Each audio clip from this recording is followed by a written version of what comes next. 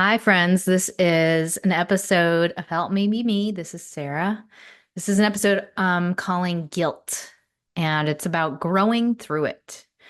Guilt is incredibly painful. It is like a gut punch that doesn't stop, and it brings about a whole other slew of conditions in your life. It's life altering. It creates loss of meaning. It's kind of like a thick layer of glass in front of your eyes. It can be life ending in its power. And it's almost like remembering again and again that you died. You're like, oh yeah, I'm already dead. And it's this thing that just won't get out of your self definition. It's a reminder that you are not who you aspire to be, and there's nothing you can do about it. That's because there's something that is out of alignment in your self definition. So, in this episode, I'm not going to tell you what to do about it. I'm just going to talk to you about it and hopefully open up air around it and the possibility of growing through it. And there's a little bit about I'm calling like general guilt, like the guilt that you would have for something you did that you know is wrong. And then there's also some about guilt that you have that is not yours. So guilt that is lamenting something that's not true. Like you wish you could be a person that somebody else wants you to be, or you feel guilty for leaving a relationship that you know is not healthy for you, but you can't sever that feeling in yourself. So a little bit of everything. And my goal with this episode is for you to be able to see this as like an external object or a symptom and not identify with it, and the hopes that you can move through it and get to somewhere good. And I would say um, it's really to like scrape the shit off the wall of your soul and really like make this into meaning. This is a path that can lead back to light and joy and growth, or at the very least, meaning that adds dimension to your path. And that all has to happen with change. So if you're in that loop of guilt, change is yet to be birthed in your life. And just think of it as something that is yet to be untangled by you. And know that the worst thing you could do is allow this thing to be the source of waste of your time, of your energy, of your life. So, with that, there are three parts: the what, the why, and the how, the tools. Part one, the what. A knowledge that you did something you regret, a haunting truth, something that cannot be, should not be. And this thing robs you of that relationship with yourself. Like there's no solace, there's no place to turn to because it's you on you. So it makes it so there's no respite from anything. You can't come home to yourself because you are the bad guy. There's also part one, the what, for I would call it the non-rational form of guilt, or the guilt that is something that is caused by something external. I'm going to call it guilt that doesn't belong to you. So maybe have left a really dysfunctional relationship, or you have family that wants you to be something that you're not, and that causes you a really intense conflict, and it makes you feel really terrible for disappointing somebody else. I can relate to all of these different forms of guilt, by the way, and I can say that I didn't have context for a lot of it for many, many years. So it just felt like bad. I'm a bad person. Everything is bad, and there's nothing I can do about it other than numb myself. That's what it felt like. And that is not good for anybody. It's not good for anybody else, but it's also not good for me. But it doesn't change the path of the thing. And so I think in the face of any form of guilt, what we really have to do is pull apart all the dynamics and see how the machine works, including all the mechanisms of the construct that has created the guilt. And I mean, like, to do with ancestors, to do with upbringing of your parents and their parents, etc., culture, but also the mechanisms of whatever has created something that doesn't align in your life. It's not just, I'm a bad person. It's not just, I'm doing something wrong. There's all these other tethers to what has created the situation. That's what we have to kind of pick apart and learn from. And I want to invite you to do the same thing, whatever situation you are in. The first thing I want to ask you is this guilt yours? Does it belong to you? Doesn't matter what the answer to that is. I'm just asking you to answer it. Is this guilt a symptom of something else or something old? And then next question, is this guilt true? Or is it from something outside of you? Does the feeling align with the fact? Or is there an incongruence here with what you feel and what you should feel, quote unquote? Not going to judge any of the information you just said. I just want you to bring it out, whatever it is. Bring out the topic of guilt and whatever you're struggling with. Um, if it is something that is related to another person, I strongly recommend attending a group, a 12-step group like Al Anon. I personally got so much healing from that. Just hearing other people that were struggling with the most intense forms of guilt and the same issues, it was just like air. It just felt like such relief. I also think it's really helpful for family issues of any kind, even if it's not anything to do with alcoholism. I think just having somebody else voicing similar kind of paradoxes of like, if this is true, then this can't be true, but yet they are both true. Just it gives you relief in being in that dark room. I digress. Next is part two, the why. Well, regardless of if the guilt is yours and it should be yours, if or if it's not yours, it is one of the most difficult blocks to growth, personal growth. And I would say it's one of the reasons a lot of people don't get help and don't move past it is because it redefines you to you. It causes like an immense amount of blindness and confusion and suffering. And in that like blindness, we kind of double down on the feeling. So it's like a self-inflicted feeling. And because it's self-inflicted, we almost identify with it as I'm hurting me, therefore I deserve it. So we internalize that behavior as I'm bad, and my actions of treating myself badly and feeling badly about myself are proof of that. And so it's like it becomes a cycle that compounds a worse outcome than the original thing oftentimes. And so it's almost like when you endure abuse, willfully endure abuse, at a certain point, you have no self-worth because you think, well, I'm worth abusing, therefore I'm not worth much.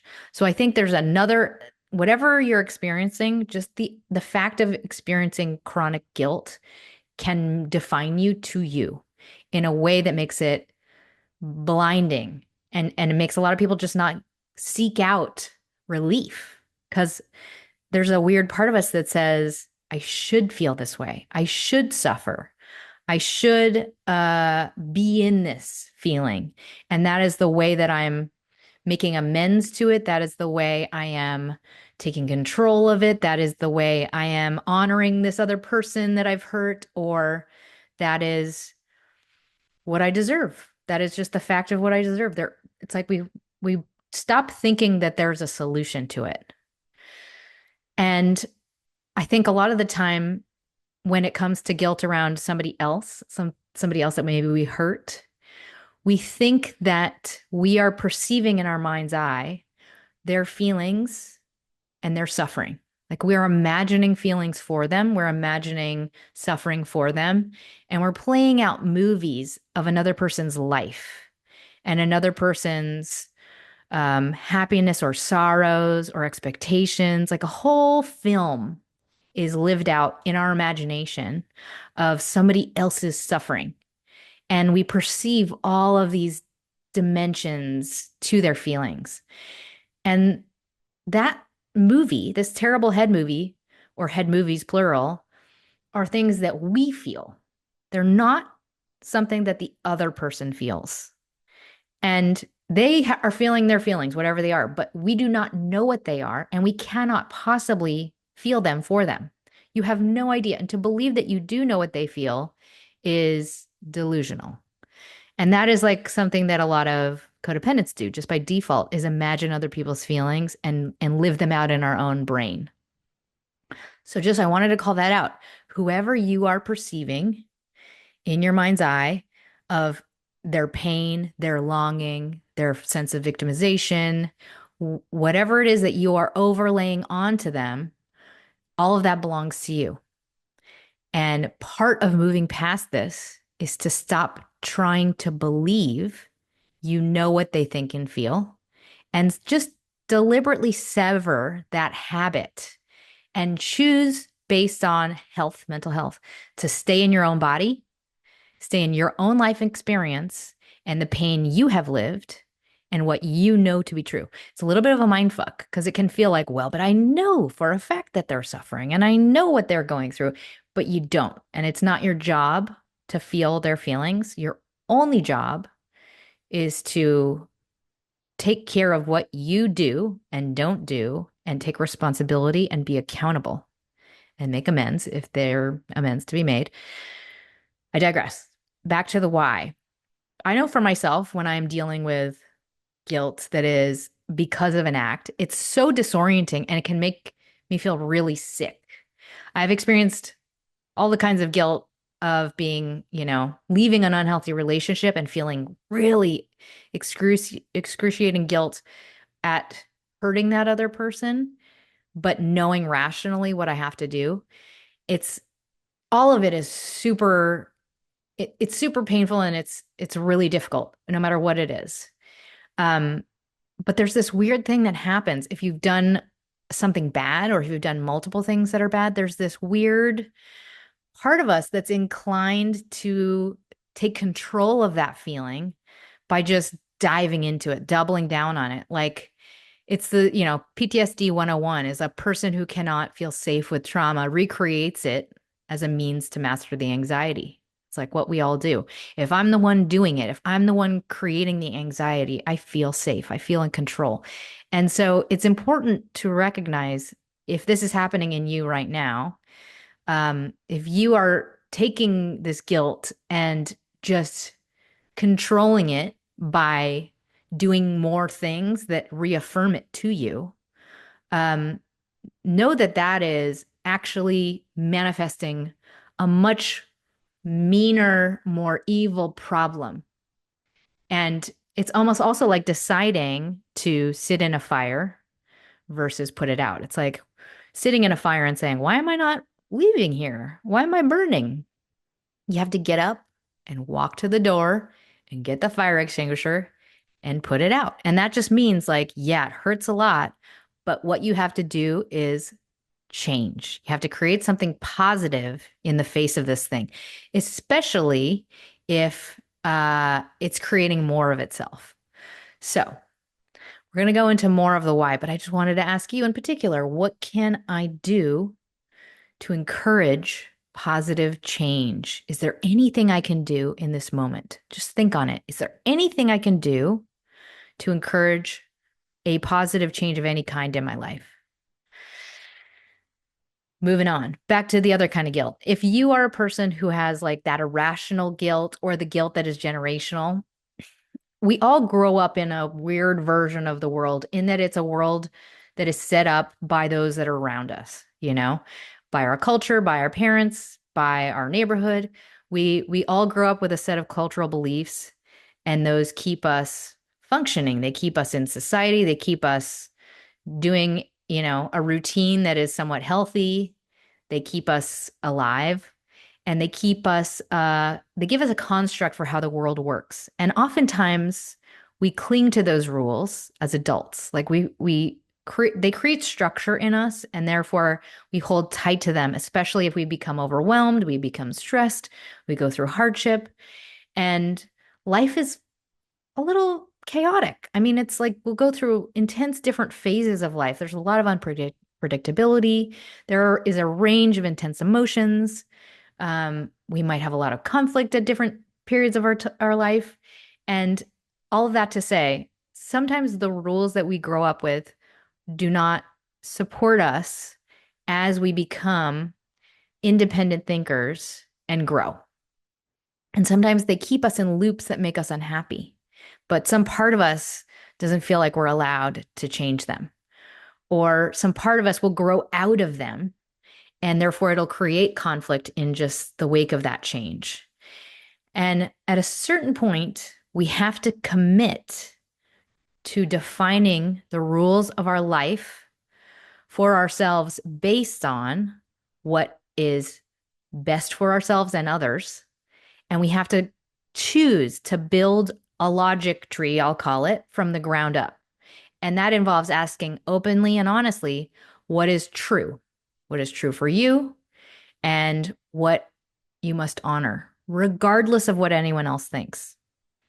And I think a lot of the time, guilt comes about when we think for some reason that we are not allowed to do that, or we innately don't trust ourselves, and or that our opinion counts for less than the opinion of others. And so we might have such an intense fear of hurting somebody else or misstepping because we have been kept away from risk or the need to make decisions. So it's like we didn't develop a compass. Or there are impossibly high stakes, and we are very well aware of those stakes. So I want to tell you, if this sounds true for you, although it might feel very muddy right now, you do have a truth. You do have something that can be divined, that is right, that you will feel is what must be done to honor yourself. What matters is that you allow yourself to explore that answer without stigma and without fear being the deciding factor in your life. Like there is a true right answer for you, no matter what the situation is. It's like allowing ourselves to reach it is the step we're at right now. It's like I want to allow myself to divine what that answer is. Net net for all situations of guilt, the greatest sin is living a life that is decided by something that betrays who you are and what you value. And so, if nothing more, the goal is to pledge to not live out the rest of your life honoring something that is wrong. So, I invite you right now to ask instead, what can this gift me? Like, just pray for a path forward that integrates this into something that can be seen as growth, as evolution. Whatever that thing is will reveal itself in a strange form. But I just want you to invite that to come forth. Like move on, not for your own sake, but for the sake of everybody else in your life, anybody that you could help in your lifetime, anybody that you might improve the life of. And by move on, I mean find meaning in this experience. Meaning is often just finding context and finding understanding, doesn't have to ever be good, but it could be something that you completely understand and can have compassion for. And as a means to do that, what I like to do is think of this as an object or a symptom that is occurring in you. It's like something that you can see from all angles, and we can externalize it as like, this is a thing that's happening in my body. Guilt tells us a lie that we will never, can never get over it, that it'll never, ever go away, and that it'll forever be a part of who you are. And while it might forever matter to you to live out the darkness of an act is not necessary. We can come around and live from the light of that experience. To double down on our own suffering is almost to avoid the lesson. It's to honor something bad with something worse. So it's like a waste of life. And I get it. I mean, like it can keep you trapped for a lifetime. It can keep people It can just crush your spirit. It can dig a hole that is so deep that we don't want to come out of it. But I want to ask you a question. Without this guilt, could you contribute any additional good or service to your family or a population of society? If the answer to that is yes, then there's a clear goal for you to set today. If this thing can be made better, is there a thing you can choose to do to alter it? And I don't know the answer to any of these questions, but I want you to ask yourself all of them. And instead of trying to force a solution, it's like right now you might be like, but there is no solve, but there is no solve. Instead of trying to force your way to the end, instead just ask your mind to expand for you to become more open to looking for a solution. So with that, let us embark on the path toward truth and acceptance. And here are some tools. But first, a brief word from our sponsors.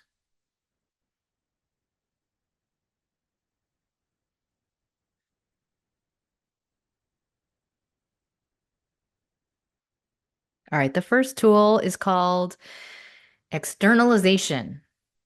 So, regardless of the cause of your guilt, I wanted to invite you to build a logic pyramid. And by that, I mean, we're just going to journal some stuff out. So, first, I want you to write down, maybe you can write it down, maybe you can just say it aloud. Who or what is the target of your guilt? Is it you? Is it an act? Is it another person? Is it a situation? Okay, whatever it is, assuming you wrote it down. And now I want you to ask yourself to step back from all of that, all of the content that is the target of your guilt. And now I want you to imagine that it's this situation, whatever it is, it's not about you, it's not about them. And just imagine it like a cloud. Imagine it is a kind of, an arrow that has shot through the air and kind of puffed into a cloud. And it's toxic, it's terrible, it hurts, it's real, but this is made out of other material. It is what we are kind of working on, evaporating, seeing through. Think of it as like a titration process of slowly just getting rid of poison. Like we're breaking it down into a manageable increment. And that just has to be done very intentionally in small measure with support, with openness, with context over a long period of time. And eventually the cloud's going to get thinner and thinner until we can just see the original arrow of pain. And the irony of this arrow of pain is that it's actually at its core, it's love. And it's often a longing for love or a resistance of loss. And often it's tangled up with lots of feelings from a long time ago. And and what this arrow will gift you eventually is a gift of insight about yourself, about people in general, about humans. And we will get back from this experience context and we will be able to release it. And after we can release it, all that will be left is just the love, the imprint of the deep love. Love can also feel like pain. It's just like an intensity. And I think love will be, when we have processed this thing, it'll take on more of a form of acceptance, forgiveness, and just being able to see the truth of the situation, as fucked up as it is, minus our battle with it. I think of guilt as a resistance to accepting something that is tragic. And there's this belief that if we could, somehow control it, that it wouldn't be true. And that we could somehow fix it or fix someone else or fix ourselves. And if any of this sounds true, there are gifts that can come out of this thing. But right now, it's just causing harm. So regardless, it's maladaptive. So there's no reason to keep it. There's no good reason to keep it. All right, that's the first tool. Second tool, an oldie but a goodie, the God box. And if that word triggers you, we'll call it an intention box. Um, we have to, in this type of situation, push ourselves to be somewhere we are not yet capable of being. And to do this, I think it really helps to have something like what I'm calling a God box or an intention box, like basically a very special container where you can write letters to yourself and know that you mean them. And those letters will be statements of where you really, really genuinely want to be and what you genuinely want to do. And let go of how it will happen, let go of if you're capable of it happening. I used to write letters of intention to myself all the time when I didn't think I was strong enough to leave a very unhealthy relationship. And that was when I was like, in my mind, I'm like, I'm not capable of this. But I would write it and just know that's who I was. I meant it. I really did want this eventual outcome, even though every fiber of my body was like, no, no, no, no, no. So I invite you to find a sacred box, whatever it is, and just start to write statements of your truest intention of where you want to be, even if you're not there yet. This is how we just start to grow a louder connection to our inner self, regardless of what's happening outside of us. All right, next tool, night and day. I just want you to remember, even in all of the darkest times of your life, perspective is everything. And whatever frame you are placing around your life and what is important can change your reality. And I just want you to ask yourself today, what frame am I placing around what is most important in my life? And what deserves the most honor today, right now? And whatever the answer is, let it be simple. Let it be plain as day. And know that, like any given day, there's a night and day version of whatever narrative you're focusing on. We just have to often recognize that and curate it. Also, multiple things can be true at the same time.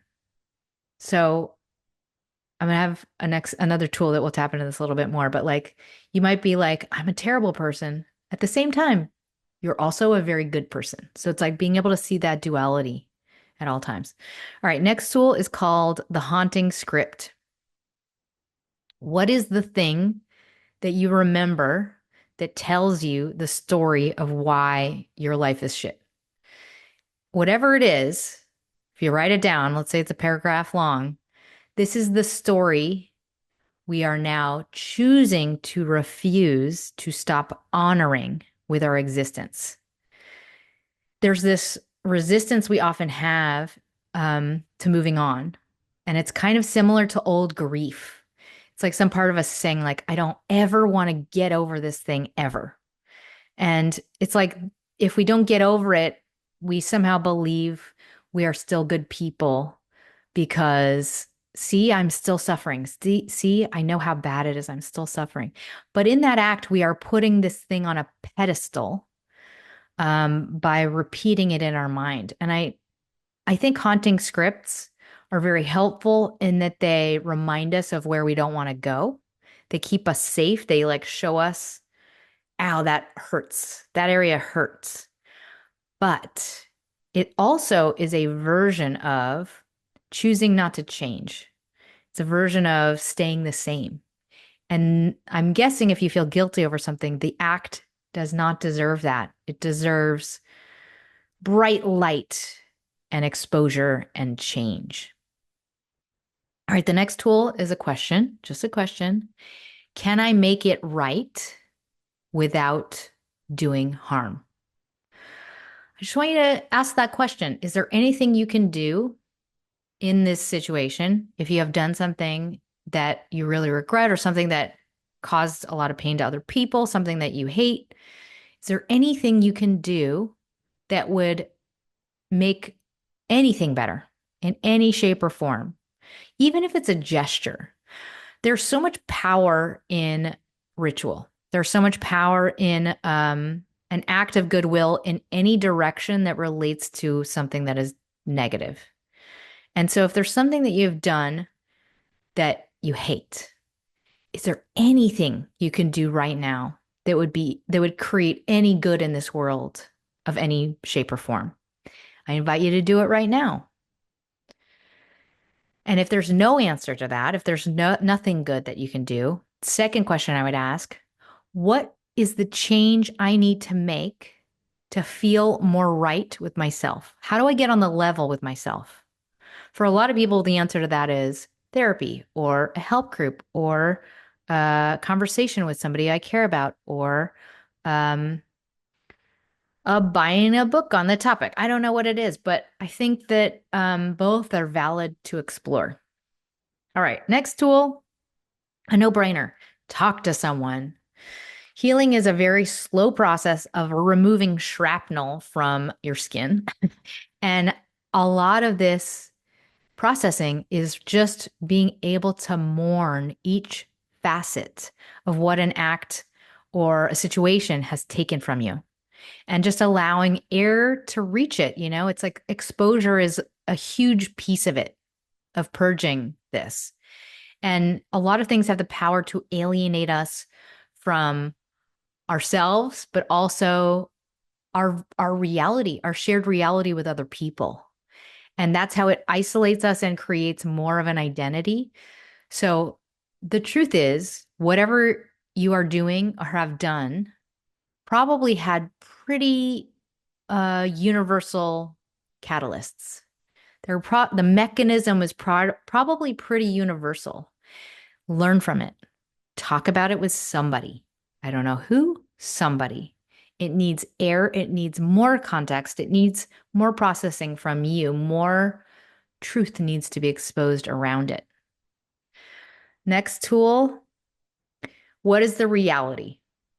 I think it's really important to ask yourself how you can respect and be safe with this situation. What is best for everyone? Process that answer from all sides. People ask me a lot if truth is the best policy in all situations. It's not that simple.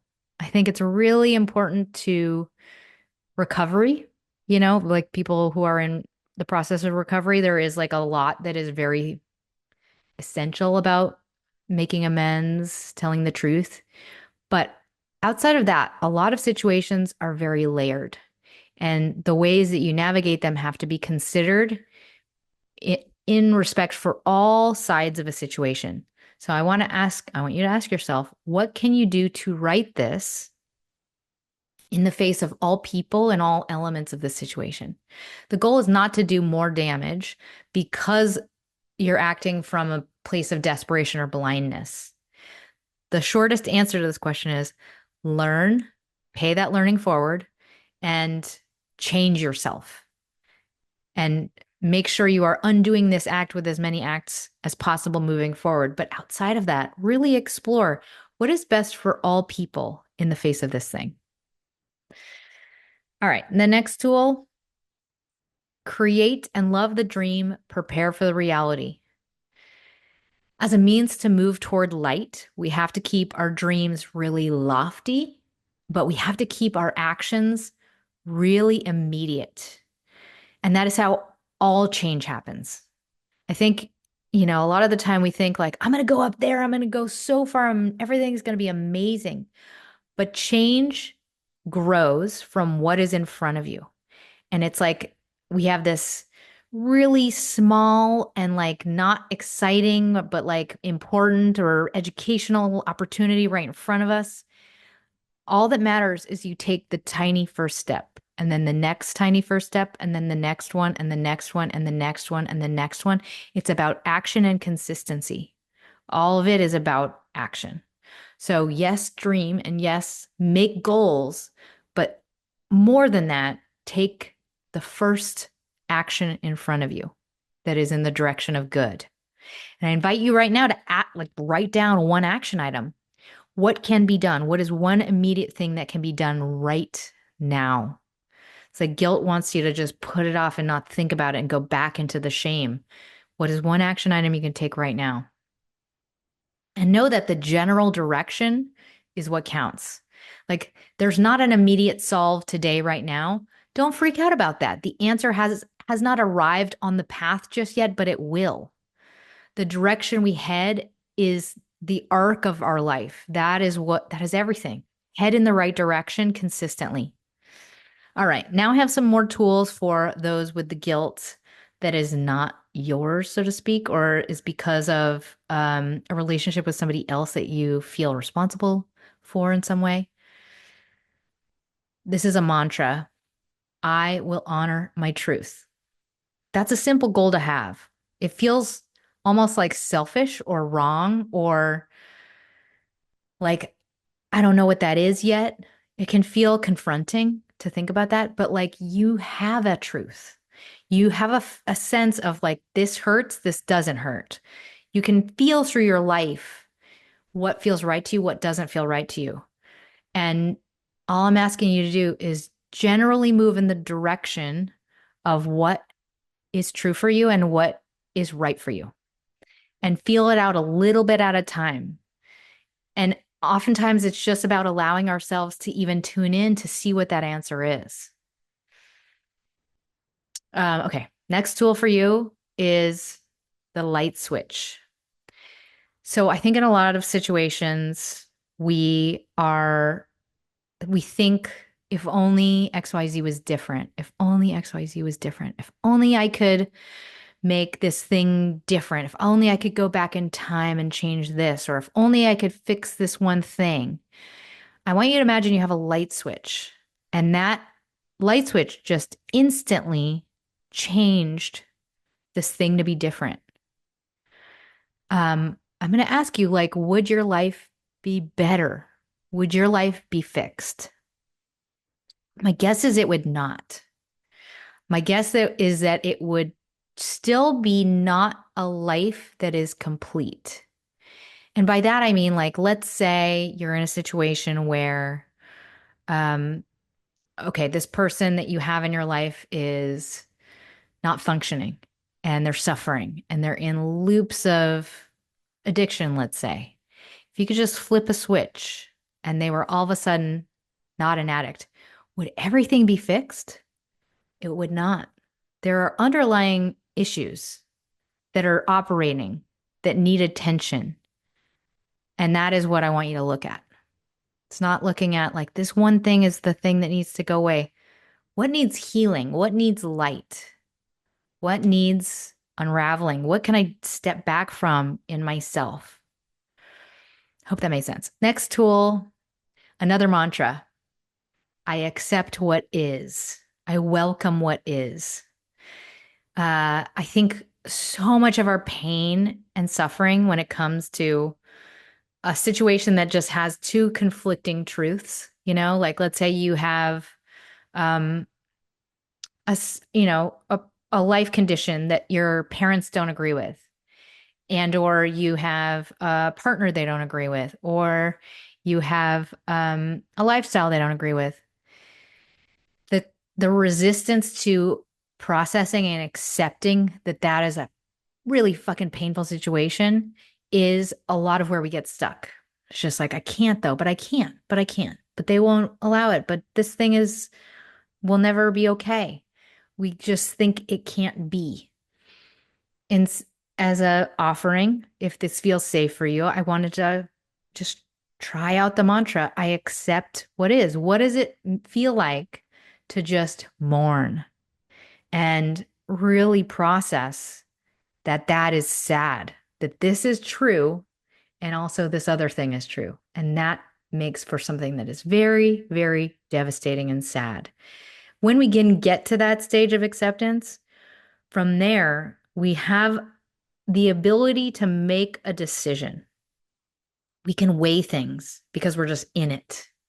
We can start to explore, what do I choose to do based on all of the truth of who I am and all of the truth of this situation, all of the truth of what I believe, what life is about, what they are about, etc. All right. And the next tool, another mantra, I am allowed to protect myself. I am allowed to protect myself. I think a lot of the time we feel so confused by if we're hurting somebody else, if that thing is wrong, especially if we're trying to get out of a bad relationship or it's a familial relationship and it's like your caregiver and they're saying you're so mean, you're hurting me by not talking to me. If we're trying to protect ourselves in some way and somebody else is telling us that we're doing something wrong, it can be so disorienting and so painful. And just remind yourself constantly, you are allowed to protect yourself.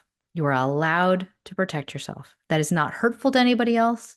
That is not mean to anybody else. That is just the bare minimum basic human right. I am allowed to protect myself. I'm allowed to not allow other people into my being if they are hurting me. I am allowed to cut off behavior that is hurtful to my safety. I'm allowed to create emotional space for myself. I am allowed to be in a place that protects my values and does not betray them. I'm allowed to reject behavior that is abusive to me. I am allowed to not welcome in another person's thoughts, feelings, words into my body. None of those are mean, are offensive in any shape or form. And if you start to go into their feelings, remember that is not your jurisdiction. You cannot feel somebody else's feelings for them. Assume whatever you are imagining is your own hallucination. Stay in your body, stay in your jurisdiction. Your body is your job. Their body is their job. Their feelings, their jurisdiction. Your feelings, your jurisdiction. Only base anything you do off of objective information that you observe. The end. All right. And my last tool is called the truth list. I want all the guilty groups to do this one. What do I know to be true about myself? I think oftentimes we lose sight of the fact that we are good and loving people. And so I invite you to journal just a truths list and hold tight to it. And know that you are over experiencing the negative side times 1,000 in yourself. And I just want you to write down like the things you also know to be true that are in service of good. So, list of your intentions, what you want, what you have actually done actions wise in service of good, the actions you are currently taking, all of the things that you have created that are positive. I just want you to keep your ratio trending in the right direction, leaning toward the good, inviting more of the good, focusing on one's own ability and capacity versus staying still. There's like such an addictive loop of, I'm just going to lament. I'm just going to stay exactly the same and lament all of the things I wish weren't true. We have to stay focused on what we can do to go in the right direction. So I hope these tools are helpful. I hope they change the current of your life in some way. And if you have anyone that you think it could help, I invite you to share it with somebody. If not, if you have the means for donations really help out this show. You can head to yaywithme.com or you can visit me on Patreon. In closing, know that you cannot see the bend of the curveball just yet. So have faith that there is a gift that can come from what you can conceive of right now. Like there is something that can come out of this if you make that a mission and a path. So if you are in a state of like a loop of guilt, just know that there is a gift in disguise and an outcome that is better for you if you can choose to grind this into that. This thing, although it feels terrible right now, is actually, it gives us new muscles in profound areas of understanding and compassion, and it can correct future generations just for us to unlearn this in some way. When you expose something that causes us shame, when we expose this to others, to light, we share it with others, we share growth with others. It is an area of great transformation that can change other people too. It is very, very powerful as a tool.